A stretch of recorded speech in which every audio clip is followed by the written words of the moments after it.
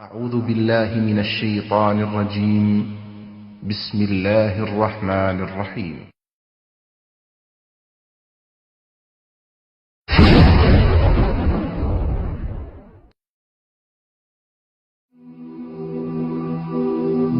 মৃত্যু এমন এক বাস্তবতা যার থেকে কেউ পলায়ন করতে পারবে না।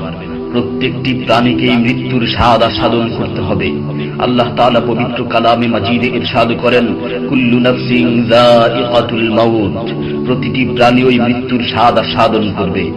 কুল ইন্নাল মাউতাল্লাযী তাফিররুনা মিনহু ফাইন্নাহু মুলাকীকুম, হে নবী আপনি বলে দিন, মৃত্যু যার থেকে তোমরা পলায়ন করছো সে অবশ্যই তোমাদের সাথে সাক্ষাৎ করবে।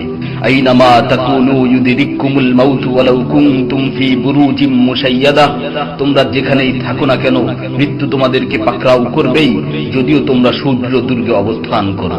লিকুল্লি উম্মাতিন আজাল ইযা জাআ আজালুহুম ফালা ইস্তাখিরুনা সাআতান ওয়ালা ইস্তাকদিমুন, প্রত্যেকটি জাতিরই মৃত্যুর জন্য একটি নির্ধারিত সময় রয়েছে।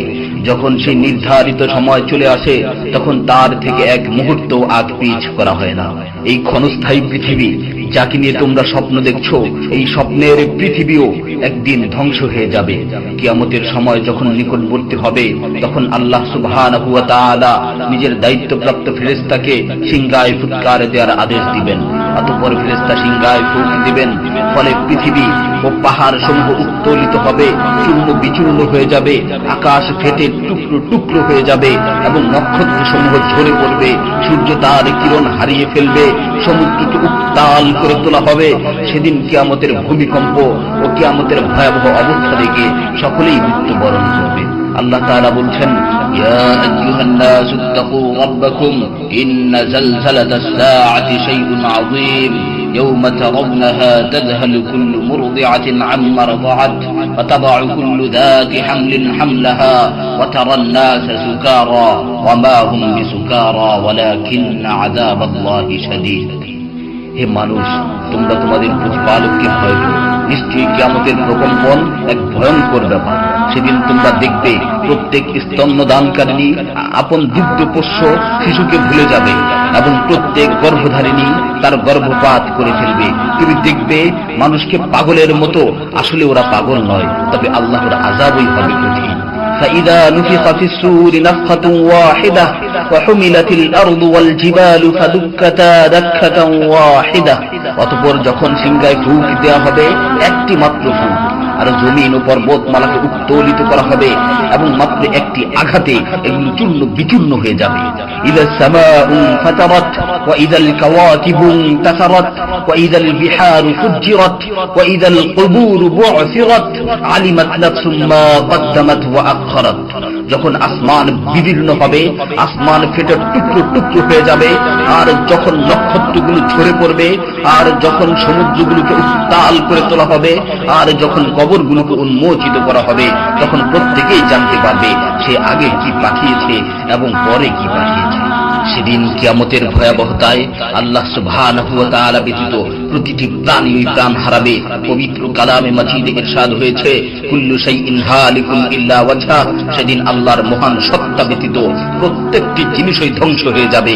কুল্লু মান আলাইহা ফান ওয়া ইয়াবকা ওয়াজহু রাব্বিকা যুল জালালি ওয়াল ইকরাম, সেদিন জমিনের উপর যা কিছু রয়েছে সবই ধ্বংস হয়ে যাবে, আর শুধুমাত্র মহামহিম ও মহানুভব আল্লাহ সুবহানাহু ওয়া তাআলাই বাকি থাকবেন।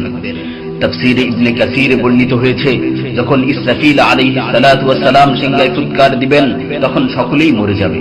মালাকুল মাউত মৃত্যুর ফেরেশতা এসে আল্লাহ তাআলাকে বলবে, হে আল্লাহ, সকলেই মরে গেছে। তিনি জিজ্ঞেস করবেন, অবশিষ্ট কি আছে? উত্তর দিবে, হে আমার রব, আপনি, আর আপনি তো হলেন চিরঞ্জীব।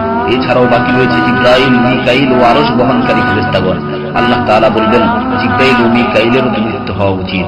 মৃত্যুর ফেরেশতা মালাকুল মাউত বলবে, হে প্রভু, জিবরাইল ও মিকাইলও মরে গেছে। আল্লাহ তাআলা জিজ্ঞাসা করবেন, এখন আর কে বাকি আছে? সে বলবে, এখন আমি বাকি আছি ও আরশ বহনকারী ফেরেশতাগণ বাকি আছে। তখন আল্লাহ তাআলা বলবেন, আরশ বহনকারীদেরকেও মরতে হবে, তারাও মরে যাবে। আল্লাহ তাআলা আবার জিজ্ঞাসা করবেন, এখন কে বাকি আছে? মালাকুল মাউত আজরাইল আলাইহিস সালাতু ওয়াস সালাম বলবেন, হে আমার রব, এখন আপনি বাকি আছেন এবং আমি বাকি আছি। তখন আল্লাহ তাআলা আজরাইল আলাইহিস সালাতু ওয়াস সালামকে বলবেন, তুমি তো আমার মাখলুক, সুতরাং তুমিও মরে যাও। তিনি তৎক্ষণাৎ মরে যাবেন এবং শুধুমাত্র আল্লাহ তাআলাই বাকি থাকবেন। অতঃপর আল্লাহ সুবহানাহু ওয়া তাআলা জমিনকে ভাঁজ করে ফেলবেন এবং তিনি 3 বার বলবেন, আনাল জব্বার, আনাল জব্বার, আনাল জব্বার, আমি প্রতাপশালী, আমি প্রতাপশালী, আমি প্রতাপশালী। অতঃপর তিনি 3 বার জিজ্ঞাসা করবেন, লিমানিল মুলকুল ইয়াউম, লিমানিল মুলকুল ইয়াউম, লিমানিল মুলকুল ইয়াউম, আজকের রাজত্ব কার, আজকের সার্বভৌমত্ব কার, আজকের আধিপত্য কার? জবাব দেওয়ার মতো কেউই থাকবে না। তিনি আবার উত্তর দিবেন, লিল্লাহিল ওয়াহিদিল কাহ্হার, আজকের রাজত্ব, আজকের সার্বভৌমত্ব, আজকের আধিপত্য পরাক্রমশালী একমাত্র আল্লাহ। ইবনে ওমর রাদিয়াল্লাহু তাআলা আনহু হতে বর্ণিত অপর এক হাদিসে ইরশাদ হয়েছে, কিয়ামতের দিন আল্লাহ সুবহানাহু ওয়া তাআলা আসমান জমিনকে ভাঁজ করে নিজ হাতে গুটিয়ে নেবেন। অতঃপর বলবেন, আনাল মালিক, আনাল জব্বার, আনাল মুতাকাব্বির, আমি বাদশা, আমি প্রতাপশালী, আমি অহংকারী।